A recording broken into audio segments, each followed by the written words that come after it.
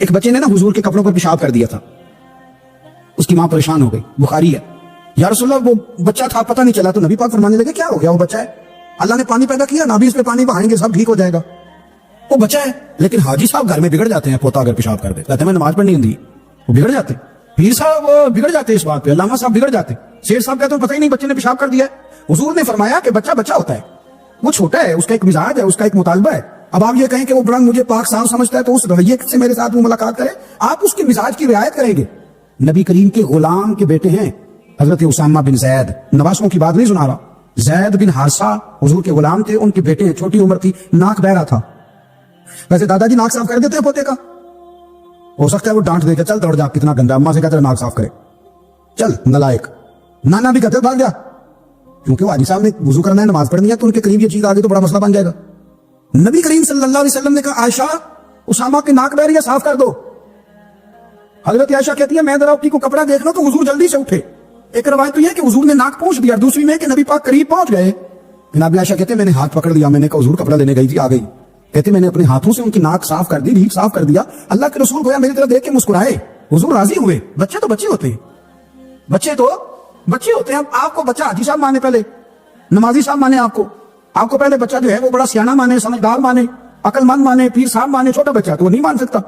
آپ اس کی نفسیات کے مطابق اس کے ساتھ چلیں، آپ رویہ وہ رکھیں کہ وہ بچہ ہے، وہ چھوٹا ہے، اس کا حضور بچوں کے پاس سے گزرتے تھے تو انہیں سلام کہتے تھے، آپ بھی کہتے ہیں، آج سے کہیں گے حضور گزرتے چھوٹے کہتے ہیں السلام علیکم۔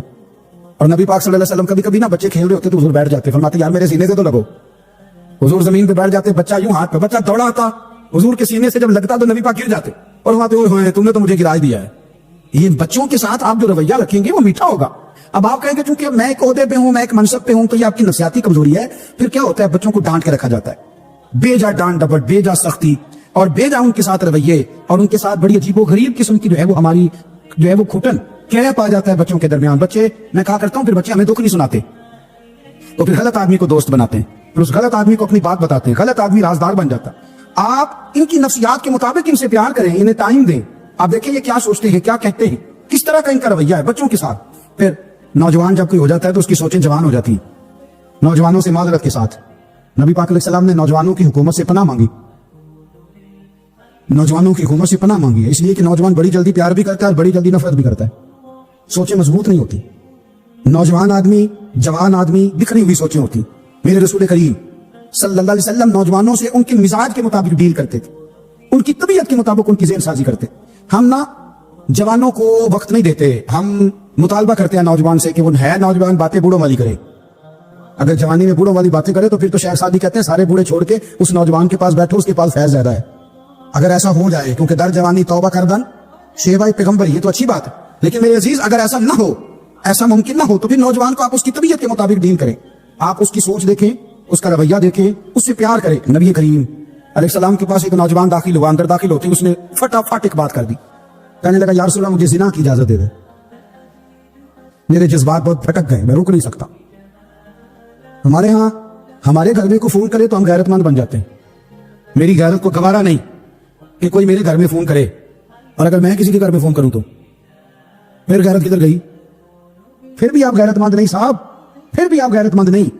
اگر آپ کسی کے گھر فون کرتے ہیں آپ غیرت مند نہیں، تو یاد رکھیں اگر آپ یہ حرکت کر رہے ہیں تو پھر آپ کو بھی تھوڑا احساس ہونا چاہیے نا۔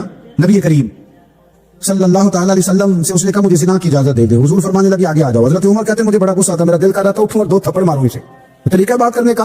حضور نے بلایا، پاس بٹھایا، تھپکی دی، فرمایا ایک بات تو بتا، تیرے سوال کا جواب پھر دیتا ہوں، ایک بات تو بتا یا رسول اللہ صلی اللہ تعالی وسلم۔ ارشاد فرمائیے، حضور فرمانے لگے تو پسند کرتا ہے کہ تیری بہن کے ساتھ کوئی زنا کرے؟ پسند کرتا ہے تو کہ تیری بہن کے ساتھ کوئی زنا کرے؟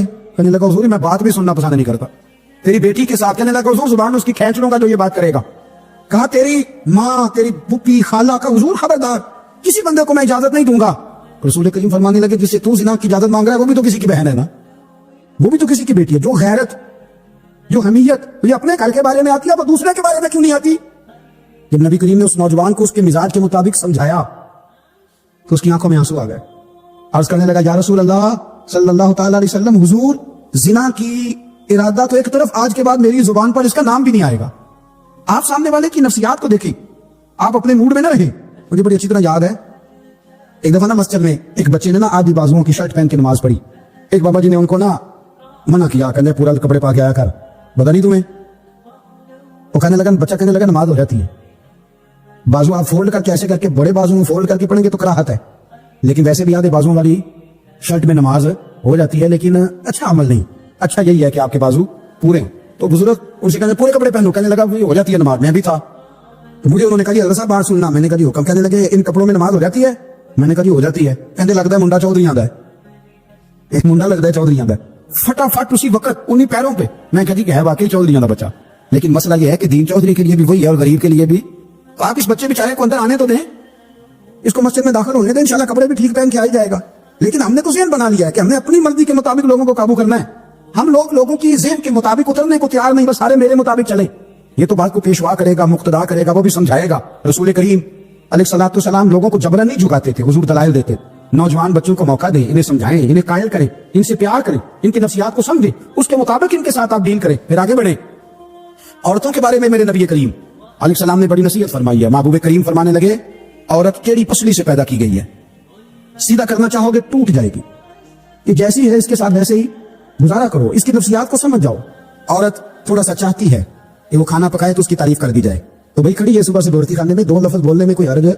اور اگر کبھی نمک زیادہ ہو بھی جائے تو کیا خیال ہے, بیوی جان بوجھ کے زیادہ ڈالتی ہے, اس کا شوق ہے کہ اس کی انسلٹ ہو. ہمارا رویہ اتنا سخت ہوتا ہے بعض اوقات, اتنا تکلیف دہ ہوتا ہے کہ اس سے جذبات کو ٹھیس پہنچتی, مزاج میں خرابی آتی. تھوڑی تعریف دیکھیں, عورت چاہتی ہے تھوڑا سا کہ میرے خاندان والے, میرے سسرال والے میری تھوڑی عزت کریں. تو وہ اگر سارا کچھ چھوڑ چھاڑ کے آ گئی ہے, تو اس طرح ہم اپنی بیٹی کے لیے ذہن رکھتے ہیں عزت کا, اگر تھوڑا اس کے لیے بھی بنا لیں گے تو میرا خیال ہے کوئی حرج والی بات ہے. ہم نا لوگوں کا خیال رکھنے کی بجائے لوگوں کو چڑھاتے ہیں. ناراض تو نہیں ہو جائے گا آپ, نہیں رہن دینے لگتا ہے تو ہو جانا ہے بھائی, چڑھاتے ہیں لوگ. کسی نے کہہ دیا نا کہ یہ میرے گھر نہ آئے آج کے بعد, باپ نے بیٹے کو کہہ دیا یہ تیرا رشتہ دار نہ آئے, وہ کہتا تو سویرے ضرور آئی, دیکھا گا تینوں کڑا ڈک دے آنا صبح. وہ کسی نے کہہ دیا نا اس گلی سے نہ گزرنا, کہنا میں ابھی گزروں گا, تو دیکھ لے جو تو نے کرنا ہے. ہم لوگوں کی نفسیات کے, بلکہ پتہ چل جائے نا فلانے کو فلاں چیز بری لگتی, اس کو لوگ زبردستی کرتے, چڑھاتے ہیں, نفرتیں پیدا کرتے, اس کے اندر غرور لاتے ہیں, مزاج کے اندر چڑچڑاپن پیدا کرتے. یہ کام نہ کریں. آپ اپنے لیے کیا گراؤنڈ بنا رہے ہیں کہ لوگ آپ سے نفرت کریں, لوگ تکلیف دیں آپ کو. یہ نوجوان بچے کسی نے ہارن دے دیا گاڑی کا, تو آپ اس نے گاڑی پیچھے کرنی نہیں, وہ ماں بدولت کو ہارن بجا دیا. یہ مہذب قوموں کا یہ رویہ نہیں ہوتا. یہ تو وہ قومیں ہیں جو مطلب بڑی تنگ ہیں اپنے آپ سے. یہ بڑے آوازار لوگ ہیں. ٹھنڈے رہیں, میٹھے رہیں, پیار کریں, دوسروں کے جذبات کا احساس کریں. نبی کریم صلی اللہ تعالیٰ علیہ وسلم نے ایک دن حضرت عائشہ صدیقہ سے کہا, عائشہ تیرے ساتھ ایک بات نہ کروں, حضور کریں. فرمایا جب تو ناراض ہوتی ہے تب بھی مجھے پتا چل جاتا ہے, اور جب تو راضی ہوتی ہے تب بھی مجھے خبر ہو جاتی ہے. اتنا دھیان رکھتے ہیں خاوند گھر میں کہ اب اس کی پوزیشن کیا ہے, اور اب یہ کیا سوچتی ہے, اور کس بات پہ اس کو جو ہے وہ ناراضگی ہوتی ہے. مجھے جب تو راضی ہوتی ہے تب بھی پتا ہوتا ہے ناراض. حضرت عائشہ کہتی ہے نہیں حضور ایسی تو بات ہی کوئی نہیں, آپ بتائیں. تو حضور فرمانے لگے جب میں کسی اور زوجہ کے پاس تھوڑا وقت گزار لیتا ہوں زیادہ, اور جب میں آتا ہوں تو ناراض ہوتی ہے. یا رسول اللہ آپ کو کیسے پتا؟ فرمایا بتاؤں. حضور بتائیں. فرمایا اس وقت جب تو قسم اٹھاتی ہے تو کہتی ہے لا و رب ابراہیم, مجھے ابراہیم کے رب کی قسم. اور جب تم مجھ سے راضی ہوتی ہے تو کہتی ہے لا و رب محمد, مجھے محمد کے رب کی قسم. تو پھر حضرت ابراہیم کا نام لے لے کے حضرت عائشہ کہنے لگی محبوبہ قربان جاؤں, بات بالکل ٹھیک ہے. ایسے ہی ہے یا رسول اللہ, بالکل ایسے ہی ہے. جب تھوڑی خفگی ہوتی ہے تو میں یہ کام ہے, تو حضور تو لوگوں کے مزاج کا خیال کرتے تھے. نبی کریم کو تو پتا ہوتا تھا, لیکن ماں بدولت کہتے ہیں سارے میری مرضی کے مطابق چلے. ہاں میں نے زندگی میں یہ تجربہ بھی کیا ہے کہ آپ لوگوں کا خیال رکھنے لگ جاتے ہیں تو لوگ خراب بھی ہو جاتے ہیں, اس میں کوئی شک نہیں. وہ سمجھتے ہیں شاید میری ضرورت بڑی ہے. نہ یہ بات نہیں بھائی, بات کچھ اور ہے. حضور رحمت اللہ علیہ بھی ہے نا, تو کافر ہے یا منافق ہے, حضور کی تو ڈیوٹی ہے پیار کرنا, لیکن کافر کو تو چاہیے نا کلمہ پڑھے, منافق کو تو چاہیے نا مومن بنے. او بھائی میں نے کہا وہ بزرگ ہیں, ان کی ذمہ داری ہی پیار کرنا ہے, وہ جو بھی جائے گا اسے. لیکن تو بتا, تو نے پیار میں سے سیکھا کیا ہے, لیا کیا ہے, تیرے اوپر اثر کیا ہے؟ پیار کرنا, شفقت کرنا اور ہے, یہ جملہ میرا یاد رکھنا. پیار کرنا کسی سے اور ہے, اور اس سے راضی رہنا یہ بات اور ہے. کسی پر شفقت کرنا اور ہے, اور اس بندے سے راضی رہنا یہ آپ دیکھیں گے وہ راضی ہے آپ سے کہ نہیں. یہ خالی پیار ہے, خالی شفقت ہے. شفقت تو مجبوری ہے کرنی ہے. تو میرے عزیز یاد رکھیں, نبی کریم تھوڑا تھوڑا خیال کرتے, دیکھتے بندہ اس کے مزاج کے مطابق. دیہاتی آتا تو حضور اس کا بھی خیال کرتے. حضرت ظاہر دیہاتی تھے, وہ آتے تھے ترکاریاں لے کے گاؤں سے. نبی کریم صلی اللہ علیہ وسلم پیار کرتے تھے, وہ کئی دفعہ عجیب و غریب باتیں بھی کرتے تھے, حضور محبت سے پیش آتے تھے. آپ سامنے امام حسن کے پاس ایک بندہ ہے, بڑی مزیدار بات, داتا علی اجمیری نے لکھی, مجھے پڑھ کے بڑا ہی مزہ آیا اور سمجھ بھی آئی کہ اہل بیت نبوت کی اصل مخالفت کون کرتا ہے. ایک شخص آیا تو اس نے آ کے نا معاذ اللہ حضرت مولا علی شیر خدا کو, معاذ اللہ ثم معاذ اللہ, امام حسن کے والد کو برا بلا کہا. پھر امام حسن کو کہا, وہ برا بلا کہتا جا رہا ہے, امام حسن مسکراتے جا رہے ہیں, ہنستے جا رہے ہیں. انجوائے کرنے کا آپ کا موڈ بن جائے تو سب کچھ انجوائے ہو سکتا ہے, لیکن اگر آپ نے مرچیں دانتوں کے نیچے رکھ کے اچھی طرح چبا لی ہوں اور کانوں سے بھی دھواں نکل رہا ہو تو پھر تو بھائی کوئی چیز بھی انجوائے نہیں ہوتی. پھر تو قصور یہ ہے کہ مرچیں نہیں چبانی تھی, آپ نے اپنا مزاج خود بڑا کڑوا کر لیا, وہ کیسے کام چلے گا. وہ آیا تو اس نے آ کے نا امام حسن کو, آپ کے والد کو معاذ اللہ ثم معاذ اللہ نقل کفر نہ باشد برا بلا کہا. وہ کہتا جا رہا ہے امام صاحب ہنستے جا رہے ہیں. جب وہ تھک لیا تو امام حسن فرمانے لگے روٹی کھانی ہے, بھوک تو نہیں لگی ہوئی؟ کہنے لگا بڑی لگی ہوئی ہے. فرمانے لگے اس کو روٹی کھلاؤ. اس کو روٹی کھلائی. فرمایا تیرا حال؟ کہنے لگا بڑا غریب ہوں. ایک پیالے میں چاندی بھر کے امام حسن نے اسے دی, اور جب اس کو دے دی نا تو غور سے چہرہ دیکھنے لگا, کہنے لگا آپ کا حلم دیکھ کے, سخاوت دیکھ کے مجھے یقین آ گیا ہے کہ آپ واقعی خون رسول ہیں. امام صاحب فرمانے لگے یہ بیچارہ اصل میں تنگ ہے اپنی زندگی سے, اصل اس کا حال کوئی نہیں, تو میرے ساتھ ہی حرکتیں کر رہا ہے. تو یہ آپ سمجھے اس بات کو, کچھ لوگ بیچارے ویسے ہی تنگ ہوتے ہیں, پریشان ہوتے ہیں, ویسے ہی بلا وجہ معاملہ ہی کوئی نہیں. امام حسن رضی اللہ تعالیٰ نے ہمیں صبر دیا ہے. وہ علامہ اقبال کہتے ہیں کہ ایک مولانا نا میرے سامنے نا ایک بھوکے آدمی کو سامنے بٹھا کے تو حدیث پاک کا درس دے رہے تھے. بندے کو بھوک بڑی لگی ہوئی تھی, وہ درس دیتا جا رہا ہے.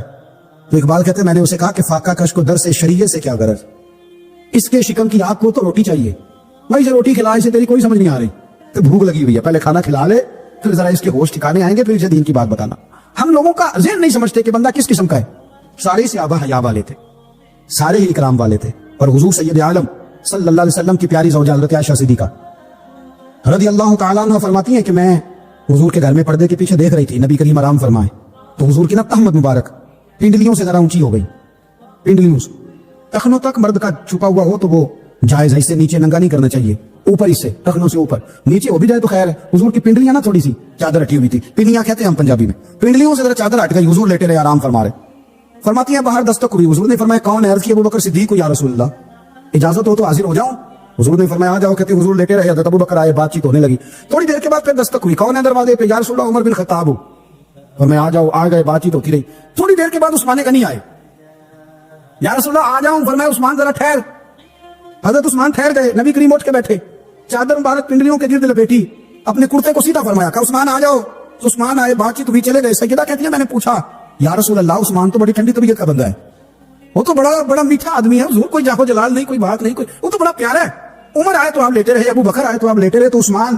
حضور فرمانے لگے عائشہ عثمان سے تو فرشتے بھی حیا کرتے, عثمان سے تو فرشتے بھی حیا کرتے, تو میں نہ حیا کروں؟ آپ اس بات کو سمجھے, غور کریں کہ اگر ان کی طبیعت اس طرح کی ہے کہ وہ کہتے ہیں کہ وجود زیادہ چھپا ہوا ہونا چاہیے, تو نبی پاک نے ان کی طبیعت کا خیال کیا ہے, حضور نے ان کے مزاج کا.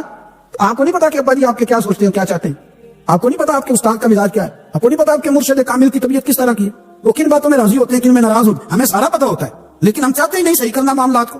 ہم اپنے وجود پر تھوڑا سا بوجھ ڈالنا نہیں چاہتے, اپنی طبیعت کو تھوڑا سا تکلیف دینا نہیں چاہتے. حضرت صدیق اکبر رضی اللہ تعالی, مالدار آدمی, کروڑوں پتی شخص, لیکن انہوں نے نا ایک موقع پہ ٹاٹ کا لباس بھی پہن لیا. تو کسی نے ان سے کہا ابو بکر یہ کیا؟ فرمانے لگے نبی کریم کو میرے آقا کو غریبی پسند ہے, تو ابو بکر غریب بن گیا ہے, ختم ہو گئی. یہ سونا ہی میرے دکھ وچ راضی, تے میں سکھ نو چن لیتا ہوں, ٹھیک ہو گئی بات. وہ جس حال میں رکھے اس حال میں راضی رہنا. یہ جو مزاج ہے نا ہمارا کہ میں ڈھلنا نہیں چاہتا, میں بدلنا نہیں چاہتا, تو غلام ہے پھر بھی نہیں بدلتے. تھوڑا سا خیال کرے. میں کہا کرتا ہوں کہ اماں کو زیادہ نہیں ضرورت پیسوں کی, ہاں ماں تو ماں ہوتی ہے, وہ کو ریٹ لگا کے تجھے پیسے مانگے گی. اماں کو تو بس اتنی ضرورت ہے کہ ماں جو کہہ دے جی کر دو. ماں کو تو اتنی ضرورت ہے کہ 2 منٹ رات کو بیٹھ جاؤ پیروں میں, اماں لا تیرے پیر دبا دوں, اتنا ہی کافی ہے. وہ کہے گی وہ میرا پتر بڑا چلے, اللہ بھائی یہ اولاد سارے نو دے, او بھائی ایسے کر دو. تو سویرے پورے محلے کو ابا جی کو کوئی نہیں ضرورت تیرے پیسوں کی, ہاں نا, ان کو تو ضرورت ہے. کبھی کبھی تو ان کو موٹر سائیکل پہ بٹھائے, اور ابا جی منڈی جانا تھا, میرا دل تک کٹھے چلیں گے, آئیں ذرا پیار سے چلتے, کبھی ان سے پیار کرے, کبھی کہے ذرا کندھے نہ دباؤں. او یارو اس کی ضرورت ہے, نہیں ضرورت مرشد کامل کو کسی کے پیسوں کی نا. اللہ جانتا ہے جو کامل آدمی ہوتا ہے اسے ضرورت ہی نہیں ہوتی.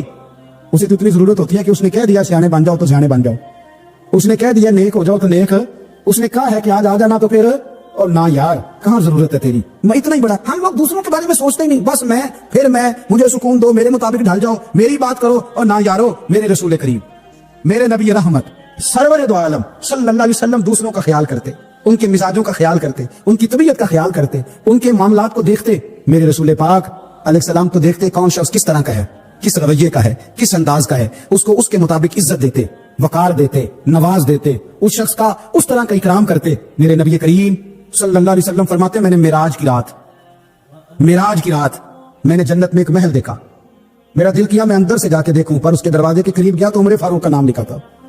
فرماتے میں نے کہا عمر ذرا طبیعت کا سخت ہے, تو اس نے کہنا قانون یہ ہے کہ پہلے اجازت لو پھر کسی کے گھر جاؤ. چلو ہم نہیں جاتے, عمر سے پوچھ کے چلے جائیں گے. گھر جو عمر کا ہے. نہیں آپ کو سمجھ آئی میری بات؟ یار نہیں سمجھے. جن کے قدموں کے صدقے گھر ملا ہے, اگر وہ یہ خیال کرتے ہیں کہ سامنے والے سے پوچھ لینا چاہیے, نہیں آپ نہیں سمجھے. او بھائی جنہوں نے, جن کے برکت سے وہ مکان ملا ہے, اگر وہ مزاج کا اتنا خیال رکھتے ہیں تو پھر مزاج رسول کا بھی تو خیال ہونا چاہیے نا. پھر مزاج سنو, پھر نبی کریم صلی اللہ علیہ وسلم واپس آئے, حضور نے بتایا وہ تیرا مکان بڑا پسند ہے یار, میں اندر جانے لگا تھا, دروازے پہ حور بھی بیٹھی تھی, جانے لگا تھا اندر, تو وہ نا میں اس لیے نہیں گیا کہ عمر قانون کو بڑا پابند ہے, اس نے کہنا ہے کہ قانون تو اجازت لے کے جاؤ, تو عمر رو پڑے.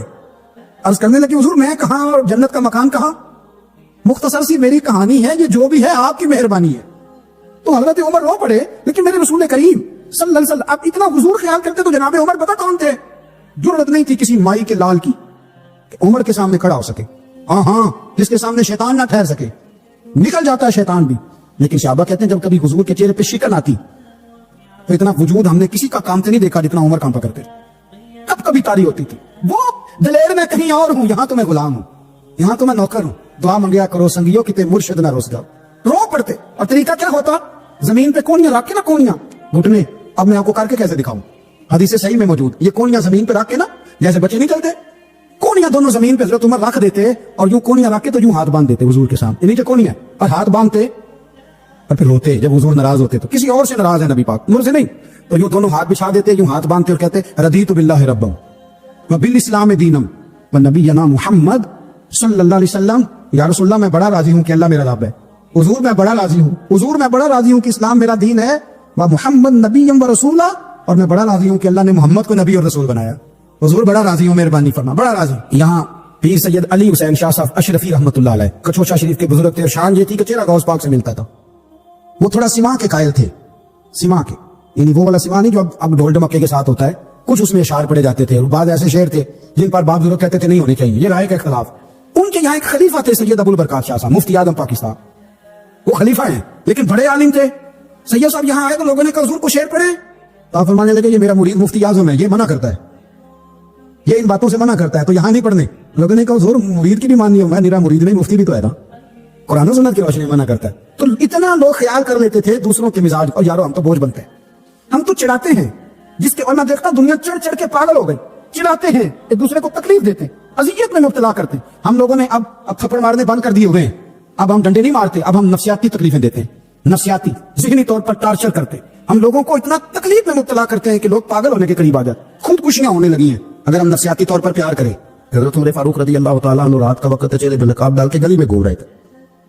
میں بھی گلی میں نکلتا ہوں, آپ بھی نکلتے, لیکن مقصود یہ ہے کہ ذرا پتہ کریں باہر کی ہوا کیسی ہے. مقصود یہ ہے کہ پتہ کریں کہ آج برگر کس دکان کا اچھا ہے, معلومات کریں کہ محلے کی سیاست کس رخ جا رہی ہے. وہ بھی نکلتے تھے, لیکن مقصود یہ نہیں تھا, مقصد سمجھ گئے تھے نا, وہ اس لیے نکلتے تھے کہ پتہ کروں کوئی دکھی تو نہیں, کوئی تکلیف میں تو نہیں, کوئی آزمائش میں تو نہیں.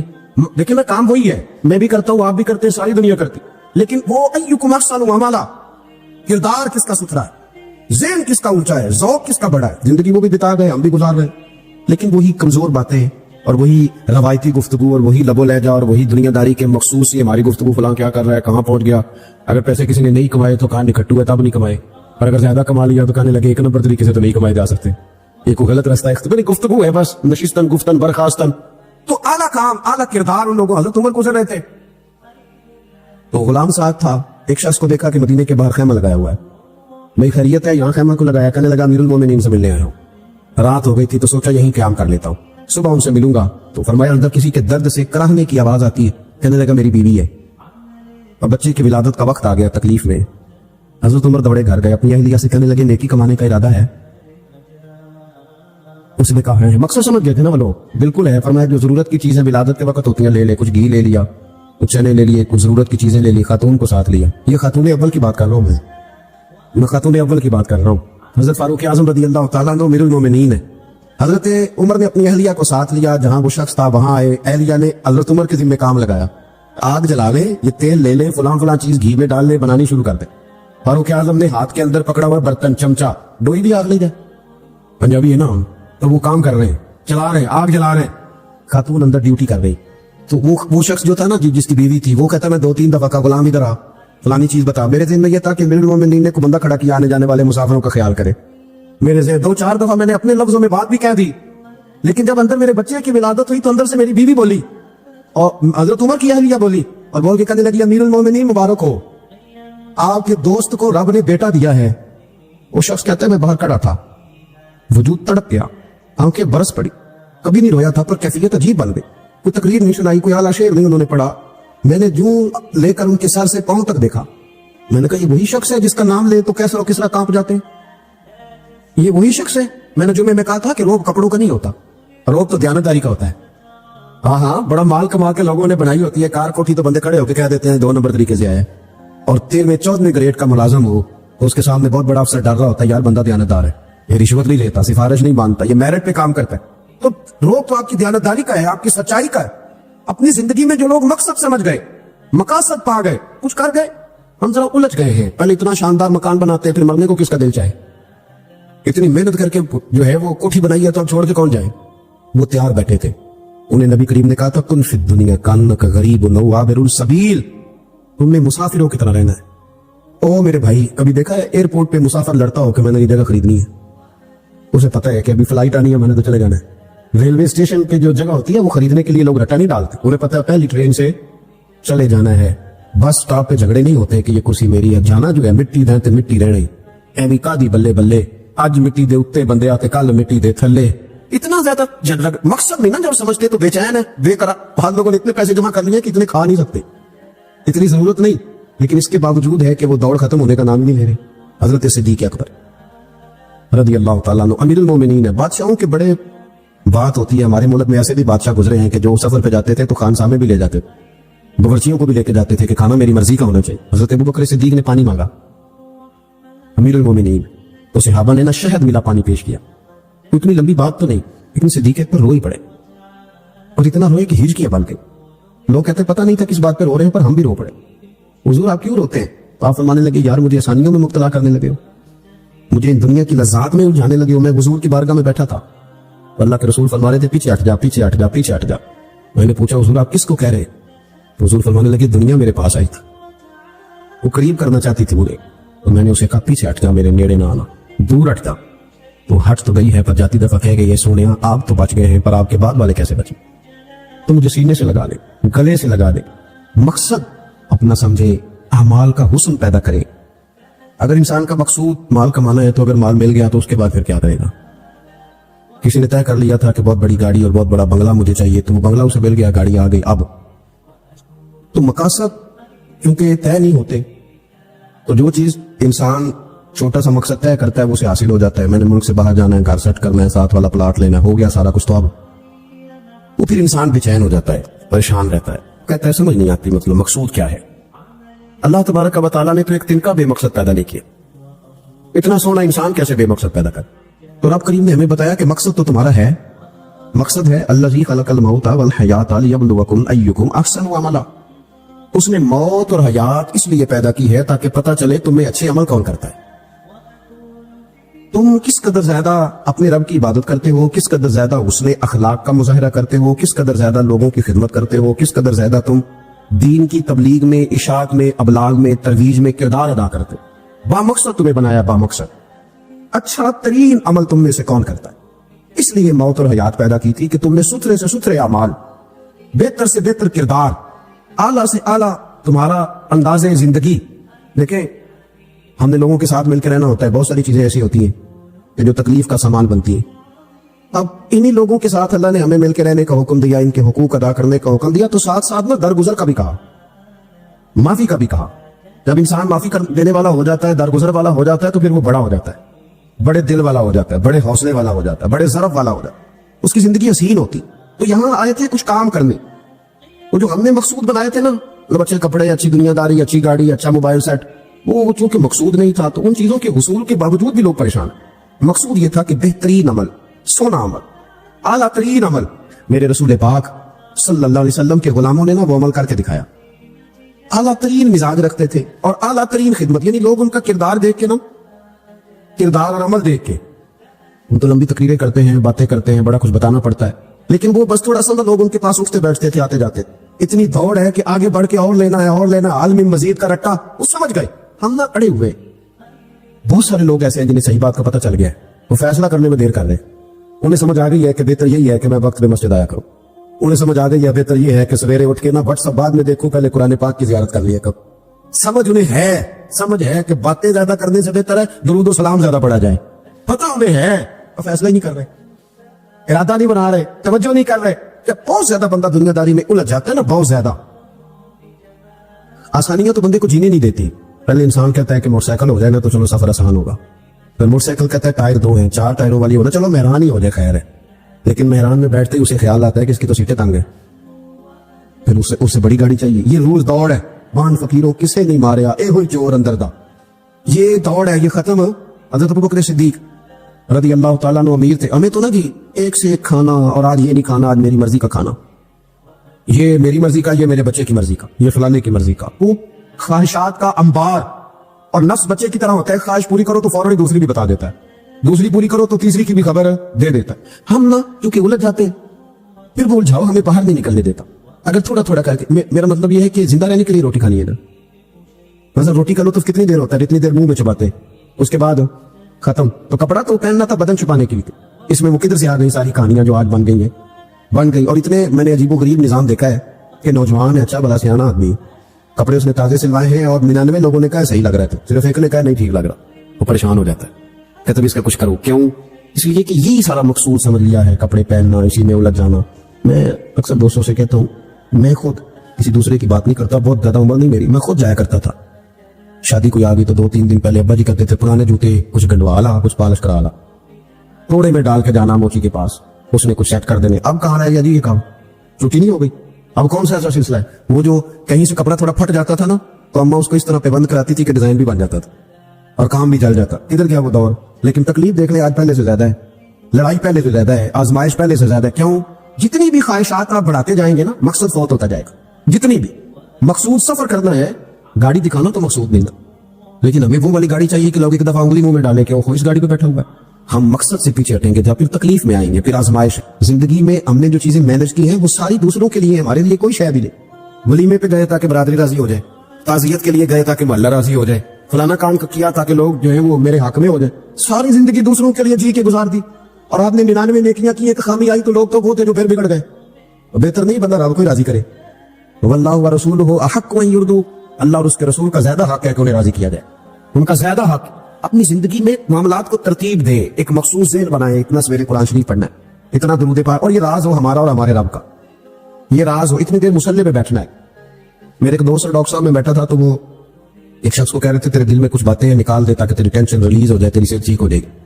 तो बंदा कह रहा था अच्छा ठीक है डॉक्टर साहब। तो मैंने कहा कि अगर आप इजाजत दें तो एक बात मैं भी कर लूं। मैंने कहा आप भी कर ले। तो मैंने कहा डॉक्टर साहब कुछ दुख बड़े जाती और निजी होते हैं, बंदा किसी के सामने कह ही नहीं सकता, बड़े जाती किस्म के होते हैं। वो आप किसी के सामने जितना मर्जी कोई करीबी हो, वो बंदे की अपनी अंदर की कुछ ऐसी तकलीफें होती है, अंदर की आजम गंडा दे विच गंडा दास केड़ी केड़ी खोला, बड़े मसले होते हैं, आप कैसे बयान कर सकते हैं, सवाल ही नहीं पैदा होता। तो कहने लगा पीर साहब हाल तो होगा ना। मैंने कहा बिल्कुल है, हमें हमारे दीन ने दुआ सिखाई है, जो किसी से नहीं कह सकते वो अपने रब से कह दो, अल्लाह के हुजूर अर्ज कर दो, कशकोले तलब दराज करके कह दो मालिक यहाँ परेशान है, वो बड़ा करीम है, अता भी करेगा और पर्दा पोशी भी फरमाएगा। अपने अल्लाह के साथ अपना ताल्लुक मजबूत करे, अपनी जिंदगी में हुस्न आमाल का पैदा करे, आमाल का, कहानियों का नहीं, बातों का नहीं, तस्वीरों का नहीं, नई से नई पिक्चर का नहीं, आमाल का। और खूबसूरत तरीन तरीका हो। देखे ना, मुश्किल से भी तो नमाज पढ़नी है ना। सवेरे अब्बा बड़े गुस्से में थे तो फिर मुझे उठना ही पड़ा, तो इस तरह भी तो पढ़नी है। तो अगर बंदा ज़ौक़ से उठे और जरा सोना करके वुज़ू करे और जरा सही करके मुसल्ला बिछाए और सजदा करे तो जरा ज़ौक़ से करे, मुझे सोज दे, मुझे साज दे, मुझे नीम शब का न्याज दे, दमे सजदा खुद को मैं तोड़ दूं, मुझे ऐसा ज़ौक़ नमाज दे। इस ज़ौक़ के साथ आगे बढ़े। मकासद जब बंदा समझ जाता है ना, मकासद, फिर उसके लिए आसानी होती है। मैंने अर्ज़ किया था ज्यादा बातें नहीं करनी, मकसूद तो एक पैगाम देना है। अब हमने जाने वालों के लिए क्या करना है? एक तो ये कि अपना मकसद ठीक करना है कि रुखसत हो गए, अपने बुजुर्गों को ना याद रखे, असल काम है उनको बोल के बताइए। साल के बाद खत्म, बड़ी अच्छी बात है, ससमाही शशमाही सहमाही सब ठीक है, इनको याद रखे। हुजूर ना याद रखते थे, अपनी वालदा का जिक्र करते, अपने वालिद की बात करते थे, अपने दादा का जिक्र करते थे। अपने जाने सैयदा खतीजतुल कुबरा रज़ी अल्लाह तआला अन्हा विसाल कर दी तो हज़रत आयशा कहती हैं हुजूर अक्सर घर में उनका जिक्र करते। अपने बुजुर्गों को याद रखे, उनका जिक्र करे, उनको ना, वालिद के लिए ना वालिद होना शर्त है, PhD होना शर्त नहीं। वालिद के लिए वालिद होना शर्त है, मुफ्ती होना शर्त है। वालिद अनपढ़ भी हो तो बच्चे को समझाने का सलीका से अल्लाह उसे अताकारी देता है। माँ बिल्कुल अनपढ़ भी हो तो बच्चों को समझाने का तरीका अल्लाह उसे इनसे सीखे, इनसे सीखे। میرے والدہ دونوں اپنا نام نہیں لکھ سکتے تھے، تو میں اپنے دوستوں سے کہتا ہوں مجھے کبھی موقع ملے تو میں کئی جلدوں میں کتاب لکھ سکتا ہوں اپنے ماں باپ، اس لیے کہ وہ جو ہمیں سکھا گئے جو بتا گئے وہ انہی کا خاصا۔ تو اپنے ایک تو جانے والوں کو یاد رکھے، دوسرا ان کے لیے دعا کرے تو درد سے کرے، سونی کر کے کرے، صحیح کر کے کرے، اکیلے بیٹھ کے کرے۔ دعا کا سب سے زیادہ تعلق آپ کے دل کی آواز کے ساتھ ہوتا ہے، اور جس طرز میں حضور نے ہمیں حدیث سکھائی ہے نا، اس رنگ میں کبھی آپ حدیث کو سیکھیں، سمجھے نا۔ حضور فرماتے ہیں جس طرح دریا میں ڈوبنے والا سہارا تلاش کرتا، دریا میں اسے کتنی کچھ جلدی ہوتی ہے، گھوتے لگ رہے ہوتے ہیں، وہ اس طرح کا نہیں ہوتا کہ میں عصر کی نماز کے بعد پھر آؤں گا تجھے نکالنے، اس طرح تو نہیں نہ ہوتا۔ دریا میں ڈوبنے والا جس طرح کشتی سہارا تلاش کرتا ہے، حضور فرماتے ہیں اس طرح قبر میں جانے والا دعاؤں کا انتظار کرتا ہے۔ آپ نے دیر کر دی دعا میں ختم دلانے میں دیر کر دی، خود صبح شام ہمہ وقت دعا۔ ابھی آپ آیتیں سن رہے تھے سورہ ابراہیم کی، اللہ نے نماز میں رکھ دی ربنا اغفر لی ولوالدی وللمؤمنین یوم یقوم الحساب۔ ایک تو انہیں یاد رکھیں، خوب دعا کریں، اور دوسرا کوشش کریں کہ وہ جو نیکیاں کرتے تھے وہ نیکیاں بھی جاری رہیں، جن لوگوں سے ان کا اچھا تعلق تھا وہ تعلق بھی قائم رہے، یہ بھی کوشش کریں کہ ان کے لیے صدقہ تو خیرات کریں، اور قیمتی صدقہ دے۔ قیمتی، میں بات ختم کرنے لگا ہوں، بس قیمتی صدقہ دے، قیمتی۔ 15 تولے سونا گھر میں پڑا ہوتا ہے، قیمتی ہوتا ہے نا۔ ابھی کسی نے چوک میں بتایا آپ کہ آج 15 تولے سونا میرے گھر میں پڑا، بولو نا، لگتا ہے تو سودا چھڑ دیں۔ اگر گھر میں 50 لاکھ روپے کیش پڑا ہو تو چوک میں گلی میں آ کے آپ بات کریں کہ گھر میں پیسے پڑے ہیں، کیوں کہ وہ قیمتی ہیں، کوئی لے نہ لے۔ تو یہ جو 5000 مسجد دے کے سارے محلے کو بتاتے ہو یہ بھی صدقہ تھا، یہ بڑا قیمتی چیز تھی، یہ بتانے والا نہیں تھا، یہ تو نیکی تو قیمتی تھی۔ قیمتی چیز جو ہوتی ہے وہ تو چھپائی جاتی ہے کہ بتائی جاتی ہے۔ یہ جو بیٹیاں ہیں نا اسلام کی مائیں بہنیں، یہ قیمتی ہیں، اس لیے اسلام انہیں کہتا تم گلی اور چوکوں میں آنے والی نہیں، قیمتی چیزیں گھر کے اندر رہا کرتی، تم قیمتی چیزیں ہو، تمہارا وجود قیمتی ہے، تم کبھی ماں ہو، کبھی بیٹی ہو، کبھی بہن ہو، کبھی بیوی ہو، قیمتی ہو، اس لیے تمہیں اسلام کہتا ہے کہ گھر کے اندر رہو گی تو تمہاری قیمت رہے گی۔ کچھ چیزیں ایسی ہیں جو چوکوں میں گلیوں میں پھیل جائے تو ان کی قیمت نہیں رہتی، اس لیے تمہیں کہا جاتا ہے کہ گھر میں رہو۔ یہ جو تمہیں چوکوں میں لاتے ہیں یہ تمہیں بے وقت کرنا چاہتے ہیں، بے قیمت کرنا چاہتے ہیں۔ انسان تھوڑی دیر کے لیے، اگر تھوڑی دیر کے لیے غور کرے تو بڑے بڑے جانور انسان سے بڑے طاقتور ہیں، لیکن اللہ نے ان کی نکیل انسان کے ہاتھ میں تھما دی۔ اتنا بڑا جہاز ہے، ٹنوں وزن لے کے چل رہا ہے، انسان کے بس کی بات نہیں کہ وہ کئی لوگ لگ کے بھی اس کو اٹھا سکے، لیکن اللہ نے اس کے قبضہ و اختیار میں کر دیا ہے۔ فرمایا هو الذی خلق لکم ما فی الارض جمیعا، زمین میں جو کچھ ہے سارا تیرے لیے بنایا ہے، آسمان میں جو ہے سارا تیرے لیے بنایا ہے۔ وما خلقت الجن والانس الا لیعبدون، فرمایا کل کائنات میں نے تیرے لیے بنائی ہے اور تجھے میں نے اپنی عبادت کے لیے پیدا فرمایا ہے۔ تو جنوں اور انسانوں کو اللہ نے اپنی عبادت کے لیے تخلیق فرمایا۔ مقصد زندگی، مقصد تخلیق، دنیا میں آنے کا مقصد اولین اور مقصد آخرین اللہ کی عبادت، اللہ کی معرفت، اللہ کی طرف توجہ، اللہ کی طرف رجوع، یہی ایک مقصد تھا انسان کے آنے کا۔ اسی کو قرآن نے بیان کیا تھا۔ اپنے اپنے مقاصد، دروشی پڑھنے والوں سے بلند صلاۃ و سلام علیک یا سید یا رسول اللہ، اپنے اپنے مقاصد، اپنے اپنے معاملات کو ہم نے ترتیب دے لیا ہے۔ صبح سے شام تک کے معاملات سارے کے سارے ہمارے ذاتی، نجی اور ہمارے اپنے بنائے ہوئے مقاصد کے تحت گزر رہے ہیں، حالانکہ رب کریم نے فرمایا کہ انسان میں نے تجھے اپنی عبادت کے لیے بنایا ہے، اپنے لیے تجھے بنایا ہے، تو میری بارگاہ میں سجدہ ریز ہو، تو میری بارگاہ کی طرف توجہ کرے، تو میرے لیے تسبیح پڑھے، تو تحلیل کے جملے بولے، تو تقدیر کہے، تو میرے محبوب پہ نازل ہونے والے قرآن کی تلاوت کرے۔ تجھے تو اس لیے بنایا تھا۔ عبادت کا معنی یاد رکھیے گا، عبادت کا معنی فقط نماز پڑھنا نہیں، عبادت کا معنی صرف نماز پڑھنا نہیں، نماز عبادت کا ایک جز ہے، نماز عبادت کا ایک حصہ ہے۔ عبادت نماز پڑھنے کا نام نہیں، عبادت روزہ رکھنے کا نام نہیں، عبادت صرف اور صرف حج کرنے کا نام نہیں، فقط ذکر و فکر کرنا عبادت نہیں، بلکہ اللہ کا حکم ماننے کا نام عبادت ہے، خدا رسول کی بات ماننے کا نام عبادت ہے۔ جہاں جانے کا خدا حکم دے وہاں چلے جاؤ، یہ عبادت ہے۔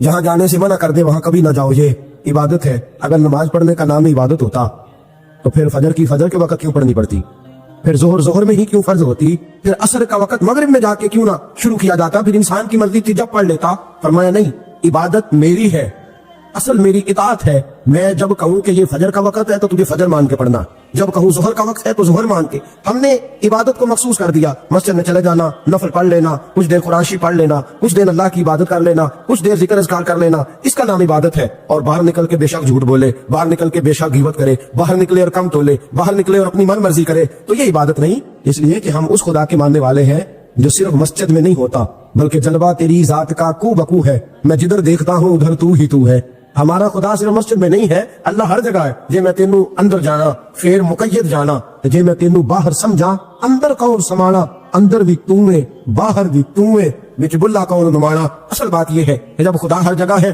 تو اللہ تبارک و تعالیٰ کا حکم ہر جگہ. دین یہ کہتا ہے جو مسجد میں بیٹھ کے قرآن پڑھے گا اسے بھی ثواب ملے گا، اور جو گلی میں پڑا ہوا کانٹا اٹھا دے گا اسے بھی اللہ اجر عطا فرمائے گا. اللہ کا حکم ماننا، اللہ کا حکم ماننے کا نام عبادت. محمود غزنوی کے پاس ہیرا ہے. محمود غزنوی کے بڑے غلام تھے تو ایک بڑا پیارا تھا اسے. آپ جانتے ہیں اس کا نام کیا تھا؟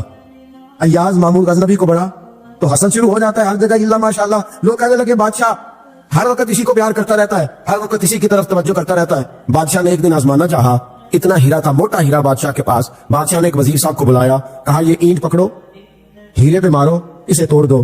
کہنے لگا بادشاہ بات تیری ٹھیک ہے پر بڑا قیمتی ہیرا ہے، کیوں تڑوا رہے ہیں آپ؟ مال خزانہ میں رکھ دے، کام آئے گا، کسی نہ کسی جگہ پہ استعمال ہو جائے گا، آپ کیوں اس کو تڑوانے کی ضد کر رہے ہیں؟ بادشاہ سلامت نے کہا اچھا تم نے ٹھیک مشورہ دیا، میں ہی جذبات میں آ گیا تھا. ایک دوسرے آدمی کو بلایا، اس کو کہا یہ ہیرا توڑنا ہے. اس نے کہا بادشاہ مجھے لگتا ہے پوری دنیا میں اتنا موٹا ہیرا تیرے پاس ہے، کسی اور کے پاس نہیں ہوگا. یہ توڑنے کی چیز نہیں، تجوری میں سنبھالنے کی چیز ہے، اسے سنبھال کے رکھ. تیسرے کو بلایا، چوتھے کو بلایا. جس کو بھی بلاتا رہا وہ بادشاہ کو سمجھاتا رہا. جس کو بلایا بادشاہ کو سمجھایا. ایاز کی باری آئی، کہا ایاز ادھر آ. سمجھ گئے آپ کی؟ ایاز ادھر آ، یہ ہیرا تو توڑ دے. اس نے اینٹ پکڑی، زور سے ماری، ہیرا توڑ دیا. بادشاہ کہنے لگا بڑا بیوقوف ہے بھائی تو، یہ سارے میرے خیر خواہ تھے، مجھے سمجھاتے رہے اور تو نے خیال ہی نہیں کیا. میں بیوقوف تھا تو تو بھی ساتھ ہو گیا، توڑ ہی دیا. کہنے لگا بادشاہ غلطی ہو گئی، مجھ سے غلطی ہو گئی، مجھے نہیں توڑنا چاہیے. اس نے کہا اچھا چل چھوڑ، ایک بات بتا، تیرے سامنے جو سب مجھے مشورے دے رہے تھے تو نے کیوں نہیں دیا؟ میں نے تجھے کہا توڑ دے. کیا لفظ ایاز نے کہے، کمال کر دی. کہنے لگا بادشاہ میرے دل میں خیال آیا ہیرا ٹوٹتا ہے تو ٹوٹ جائے، میرے بادشاہ کا حکم نہیں ٹوٹنا چاہیے. یہ ٹوٹتا ہے تو ٹوٹ جائے، یہ کرچی کرچی ہوتا ہے تو ہو جائے، خزانہ خالی ہوتا ہے تو ہو جائے، لیکن میرے مالک کا حکم نہیں ٹوٹنا چاہیے. بادشاہ میں ہر چیز توڑ دوں گا پر میں تیرا حکم نہیں توڑ سکتا. بس دوستو یہی عبادت ہے، بلا مثال و بلا تشبیہ بات سمجھیے گا. جس نے خدا کا حکم توڑ دیا اس نے عبادت نہیں کی، اور جس نے خدا کا حکم اچھا آؤ نماز کے لیے. دکان کا وقت ہے، گاہک بھی زیادہ آ گئے ہیں، رش پڑ گیا ہے، اب تھوڑا وقت مشکل ہو جائے گا، ذرا تھوڑی دیر میں پڑھ لوں گا. ہیرا ٹوٹتا ہے تو ٹوٹ جائے، گاہک آنے کا سلسلہ ٹوٹتا ہے تو ٹوٹ جائے، روزی آنے کا سلسلہ ٹوٹتا ہے تو ٹوٹ جائے. مسلمانوں خدا کا حکم نہیں ٹوٹنا چاہیے، رسول اللہ کا فرمان نہیں ٹوٹنا چاہیے. میرے رسول پاک صلی اللہ تعالیٰ علیہ وسلم کا اقبال نے کیا کہا؟ کہنے لگا اے طائر لاہوتی، اس رزق سے موت اچھی جس رزق سے آتی ہو پرواز میں کوتاہی. کہا خدا کا حکم نہ توڑ بیٹھنا. اور عبادت بھی جس کو اللہ کہہ دے وہ عبادت ہے. ایک بندہ زوال کے وقت نماز پڑھنے کھڑا ہو جائے تو ہو جائے گی، کیوں؟ نماز ہی پڑھ رہا. اچھا میں آپ کو روایت سناتا ہوں. شیر خدا مولا کائنات حضرت علی مرتضی رضی اللہ تعالیٰ عنہ فرماتے ہیں رسول پاک صلی اللہ علیہ وسلم نے ہمیں منع فرمایا یا جب عید الفطر کا دن ہو یا عید الاضحیٰ کا دن ہو تو تم نے کیا کرنا ہے؟ فجر کی نماز پڑھنی ہے، اس کے بعد اشراق چاشت نہیں پڑھنی. فجر سے لے کر عید کی نماز تک درمیان میں کوئی نماز نہ پڑھنا. جب عید کی نماز ہو چکے پھر تمہیں اجازت ہے جتنے مرضی نفل پڑھو، لیکن فجر سے لے کر عید تک تم کوئی اور نماز نفل درمیان میں نہ پڑھنا. حضرت علی المرتضی شیر خدا کا زمانہ ہے. عید کا اعلان ہو گیا، عیدگاہ میں لوگ اکٹھے ہو رہے ہیں. ایک شخص دوڑا آیا، اس نے آ کے نماز کی نیت باندھ دی. سمجھ ہے آپ کی؟ میں نے کہا عبادت ہے خدا کا حکم ماننے کا نام. حضرت علی رضی اللہ تعالیٰ عنہ نے نماز کے بعد اس شخص کو بلایا، فرمایا ادھر آ، تجھے نہیں پتا کہ جب تک عید کی نماز نہیں ہوتی کوئی اور نفل نہیں پڑھیں گے؟ کہنے لگا جی میں نے نماز ہی پڑھی ہے، کوئی جرم کیا ہے؟ نماز پڑھی ہے نا، میں نے سجدہ کیا ہے، کوئی جرم ہے؟ حضرت علی نے تلوار نکال لی، فرمایا جو مصطفیٰ کی سنت توڑ کے نفل بھی پڑھے گا میں اس کا بھی سر قلم کر دوں گا. جو رسول پاک کے حکم کے خلاف عبادت بھی کرے گا اس کو بھی قتل کر دیا جائے گا. توبہ کر. یاد رکھیے گا عبادت خدا رسول کی بات ماننے کا نام ہے. آپ سویرے 8 بجے اٹھ کے کھڑے ہو جائے کہ میں نے تو فجر پڑھنی ہے. فجر کا وقت 8 بجے نہیں ہوتا، وہ گزر گئی 4 بجے، 4:15 بجے ہو چکا. ایک شخص شام 7 بجے کھڑا ہو جائے کہے جی میں تو ظہر کی نماز 7 بجے پڑھا کروں گا، یہ کیسے ممکن ہے؟ اس کا وقت تو 2 بجے کے راؤنڈ اباؤٹ ہے، تجھے اسی وقت ادا کرنی. یاد رکھیے گا جی ساتھیو، عبادت اللہ کا حکم ماننے کا نام ہے، لیکن عبادت کی بہت بڑی جو ایک رکن ہے، عبادت کا بہت بڑا جو ایک جز ہے وہ نماز پڑھنا، بہت بڑا جز. حضرت محمد بن ابی بکر حضرت صدیق اکبر کے صاحبزادے رضی اللہ تعالیٰ عنہ کیا فرماتے ہیں مسلمانوں بڑے نصیبوں والے ہو، بڑے نصیبوں والے ہو، تمہیں تو اللہ کی بارگاہ میں جانے کے لیے اجازت ہی نہیں لینی پڑتی، اللہ نے تمہارے لیے دروازے کھول دیا ہے. جب دل کیا، وضو کیا، نماز کی نیت باندھی، اللہ کے دروازے کھول گئے، اور بغیر کسی ترجمان کے تم نے اپنے رب سے بات کرنی شروع کر دی. عبادت ایسی نعمت ہے، اللہ کی بارگاہ میں کھڑے ہونا، سجدہ کرنا اتنی بڑی فضیلت کی بات ہے. یہ حدیث میرا خیال ہے آپ کو کبھی بھولنی نہیں چاہیے. سید عالم نور مجسم شفیع معظم صلی اللہ علیہ وسلم نے فرمایا بتاؤ اگر کوئی کسی کے گھر مہمان جائے تو میزبان اس کے ساتھ کیا سلوک کرے گا؟ تو صحابہ کہنے لگا یا رسول اللہ جتنا میزبان اچھا ہوگا اتنا ہی اچھا سلوک کرے گا، جتنا وہ اعلیٰ ہوگا اتنا ہی اعلیٰ سلوک کرے گا، جتنا وہ عرفہ ہوگا اتنی ہی اس کی بات بھی بڑی ہوگی۔ نبی پاک صلی اللہ علیہ وسلم نے فرمایا جو مسجد جاتا ہے وہ اللہ کا مہمان ہے، جو مسجد جاتا ہے وہ اللہ کا مہمان ہے۔ فرمایا میزبان کے ذمے ہے کہ مہمان کے اوپر رحمت کرے، کرم کرے۔ فرمایا جب تو مسجد جاتا ہے تو خدا بھی رحمتوں کے دروازے کھول لیتا ہے، اللہ تیرے لیے فضل کے دروازے کھول دیتا ہے۔ نبی پاک صلی اللہ تعالی علیہ وسلم نے فرمایا جب تو اپنے گھر سے مسجد جانے کے لیے ابھی نکلتا ہے، ابھی تو گیا نہیں، ابھی تو نکلا ہے، فرمایا تو نے سیدھا پیر اٹھایا ہے تو تیرا ایک درجہ بلند ہو گیا ہے، تو نے الٹا قدم اٹھایا ہے تو تیرا ایک گناہ معاف ہو گیا ہے، پھر تو نے سیدھا قدم اٹھایا ہے تو تیرا ایک درجہ بلند ہو گیا۔ اپنی اپنی طبیعت ہے نا، حضور نے حدیث سنائی، حضرت سیدنا اسید بن حذیر رضی اللہ تعالیٰ عنہ دیہاتی آدمی تھے، مسجد نبوی سے دور گھر تھا، مسجد آنے جانے کے لیے گدھا رکھا ہوا تھا، گدھے پہ بیٹھ کے مسجد آتے تھے، نماز پڑھ کے اسی میں بیٹھ کے لوٹ جاتے تھے۔ جس دن حضور نے فرمایا نا ایک قدم پہ ایک گناہ معاف ہوتا ہے، ایک قدم پہ ایک نیکی ملتی ہے، گدھا گاڑی چھوڑا ہے۔ صحابہ کہنے لگے یار دور کا تیرا سفر ہے، تم آرام سے گدھے پہ آ جا۔ کہنے لگے کیوں، میں کیوں گدھے پہ آؤں، میں تو روز پیدل آؤں گا، تم سب کے تھوڑے تھوڑے گناہ معاف ہوں گے، تھوڑے تھوڑے درجے بلند ہوں گے، میں نے چونکہ دور سے آنا ہے، اللہ میرے زیادہ گناہ معاف فرمائے گا، میرے زیادہ درجے بلند فرمائے گا، میرے اوپر زیادہ کرم نوازی فرمائے گا۔ جو مسجد کی طرف چل کے آیا ایک ایک قدم پر اللہ اس کے درجے بلند کرے گا، ایک ایک قدم پہ اللہ اس کے گناہ معاف کرے گا۔ نبی پاک صلی اللہ تعالی وسلم کی اپنی سنت کیا ہے؟ حضرت زید بن ثابت رضی اللہ تعالیٰ عنہ فرماتے ہیں میں ایک دن حضور کے ساتھ مسجد کی طرف نکلا، جب ہم جانے لگے نا تو جو رسول پاک کا انداز تھا نا چلنے کا وہ بڑا پیارا ہوتا تھا، دھیما سا چلتے تھے، نظر مبارک جھکی رہتی تھی۔ سید عالم صلی اللہ علیہ وسلم کی ادائیں ایسی حسین تھی، تیری سیرت تیری صورت زمانے سے نرالی ہے، تیری ہر ایک ادا پیارے ادائیں بے مثالی ہے۔ فرمایا جھکی جھکی نظروں سے حضور چلتے تھے، آج میں ساتھ ہوں، پہلے بھی کئی دفعہ ساتھ تھا، مسجد کی طرف جا رہے تھے، کسی جگہ سے واپس لوٹے تھے، کسی کے گھر سے مسجد جا رہے تھے، فرمایا ہلکے ہلکے قدم، چھوٹے چھوٹے قدم، آہستہ آہستہ حضور چل رہے۔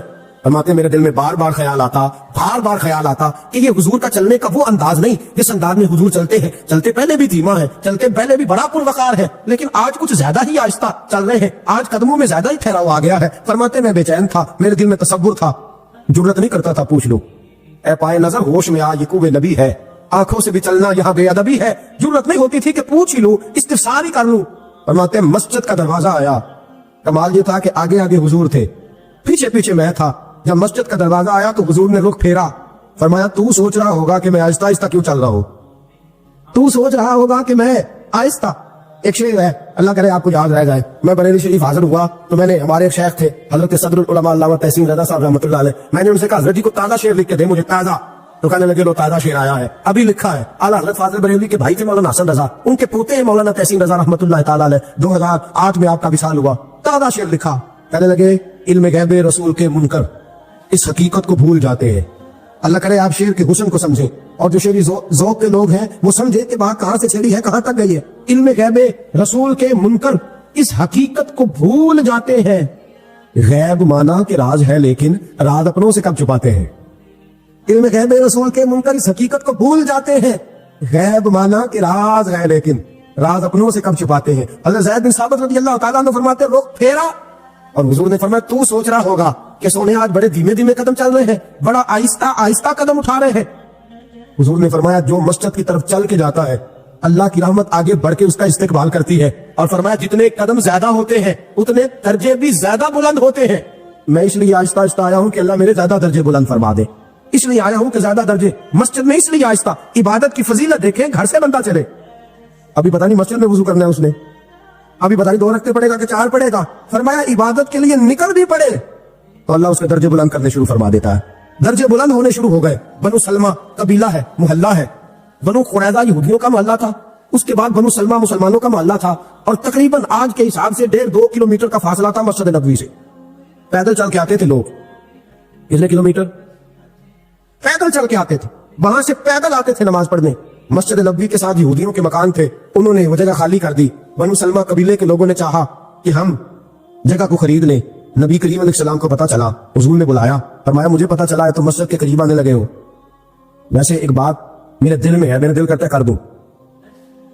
صحابہ مسجد کے قریب رہنا پسند کرتے تھے، اور آج کل جی اے مولوی سمجھ نہیں دیں گے، یقین کریں مسجد کے دائیں بائیں آگے پیچھے جو گھرانے ہوتے ہیں وہ کہتے ہیں جی ہم بڑے پریشان ہیں، یہ تو ہمیں سونے نہیں دیتے۔ صحابہ قریب رہنا، آپ دیکھیں نا نبی کریم علیہ السلام کا گھر دروازہ مسجد میں کھلتا ہے، حضرت صدیق اکبر کا گھر دروازہ مسجد میں کھلتا ہے، سیدہ فاطمہ جناب علی کا آستانہ دروازہ مسجد میں کھلتا ہے۔ صحابہ مسجد کے قریب رہنا پسند کرتے تھے۔ بنو سلمہ قبیلے کے لوگوں نے چاہا ہم بھی قریب آ جائیں، حضور نے بلایا، فرمایا مجھے پتہ چلا ہے تم مسجد کے قریب آنا چاہتے ہو، یا رسول اللہ دور سے چل کے آنا پڑتا ہے، ارادہ ہے قریب آ جائے۔ حضور نے فرمایا دور ہی رہو، تم اس طرح کرو دور ہی رہو۔ یا رسول اللہ کیا مطلب؟ فرمایا فرشتے جب بھی نیکیاں لکھتے ہیں عبادت کی، ابھی تک تمہارا پہلا نمبر ہے، ابھی تک تمہارا پہلا نمبر ہے۔ یا رسول اللہ کیا مطلب؟ فرمایا اس لیے کہ تم دور سے چل کے آتے ہو تو اللہ تمہیں زیادہ اجر عطا فرماتا ہے۔ آخر دعوانا ان الحمد للہ رب العالمین۔